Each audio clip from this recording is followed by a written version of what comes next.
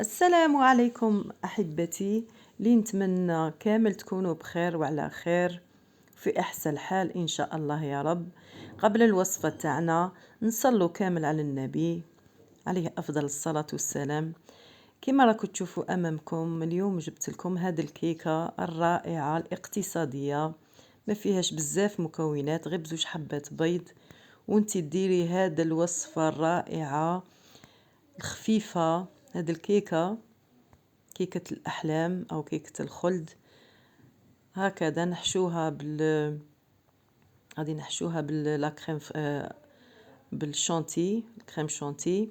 عندنا هنايا زوج حبات بيض، هكذا زوج حبات تاع البيض. اللي يبغي يخدم بالفوي يخدم بالفوي، واللي يبغي يخدم بالباتور يخدم بالباتور. هنا الشا هو نخلطو جيدا السكر والبيض، ودرت كيما راكم تشوفوا هنايا رشه تاع الملح اللي ما نسوهاش.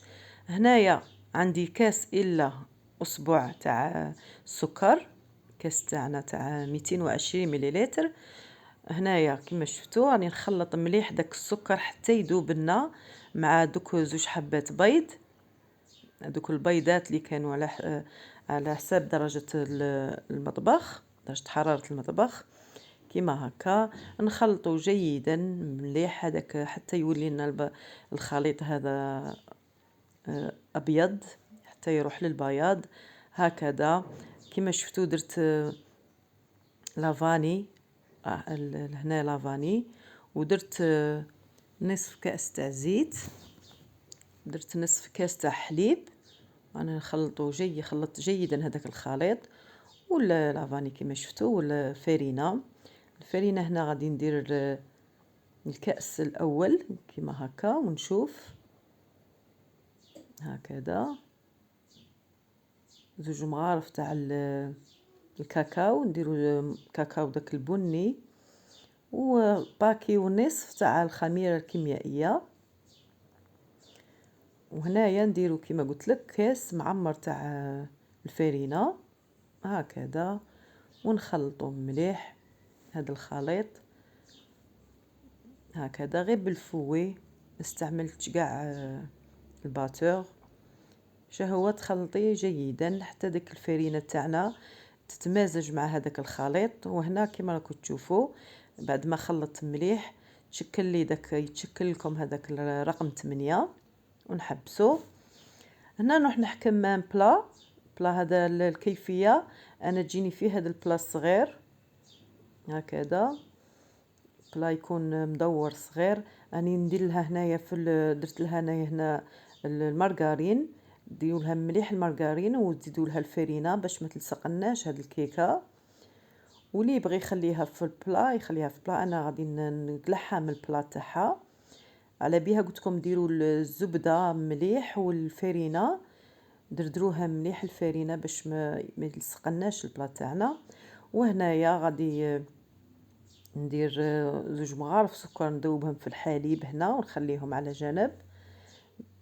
هنا عندي نخدموا الكريم شونتي تاعنا. انا درت كأس الا اسبوع تاع كريم شونتي، ونصف كاس تاع حليب يكون بارد، يكون بارد جيدا من نخرجوه من الفريغو ونخدموا به الكريم شونتي تاعنا اللي نعرفوا كامل نطلعوها. هنا بعد ما درتها في الفرن الكيكه تاعنا طيبناها غير من التحت كما نعرفوا كامل. الكيكه تاع او البسكويت تاع الكاكاو يطيب بالخف ونطيبوه غير من التحت وندخلوا لها كوردون هكا ونشوفوا لا يكون طاب، تصيبوها ناشفه. هنايا قلعناها من الفرن بعد ما بردت شويه بطبيعه الحال. وهنا غادي نسقوها بداك الحليب اللي كنا درناه على جنب، داك كاس تاع الحليب اللي قلت لكم نخلطوا له زوج مغارف سكر يكون شويه دافي. وهنا نسقو في البسكويت تاعنا بعد ما قلعنا هذيك الطبقه الفوقانيه. ها هي نفتتوها. والكيكه تاعنا بعد ما سقيناها باش تطرى شويه تجينا هشيشه هكذا. نديرو هكا الفخيز اللي كان متوفر عندك، واللي كانت مش متوفر عندها الفاكهه تنجمي ديريها غير بالكريم شونتي تاني تجي احسن. هكذا. ونديرو طبقة تانية هكا تاع هكذا الحبيبات بانان هكا نفتتوهم والفخاز ونديروهم هكا طبقة من الداخل، ونزيدو نكملو هذيك الطبقة الأخيرة تاع البسكوي اللي كنا قلعناه هكذا، ونعاودو نردوها من الفوق ونضغطو عليها باش تشد روحها مع هذيك لا كريم شونتي هكذا. نغطو قاع ديك الطبقة تاع لا كريم شونتي وتجينا احلى كيكة، صدقوني تجي خفيفة. انا ما نكذبش عليكم، من احسن ما جربت. هاد الكيكة تجي بنينة بزاف. وهنا كانت متوفرة عندي الشوكولا تاع الطلاء هكا، درتها في كيس هكا وراني نديرها من الفوق هكذا شوكولا، ونزينوها بأي تزيين يكون عندك هكذا، سكر جلاس أو هكا الشوكولا. درت لها تزيين خفيف من الفوق هكا بالجوز، وتخليها تبرد، ترديها للفريجيدير تبرد مليح باش تشد روحها هذيك لا كريم شونتي. وبطبيعة الحال تقدميها، وان شاء الله كيما راكي تشوفي تعجبك هاد التحلية.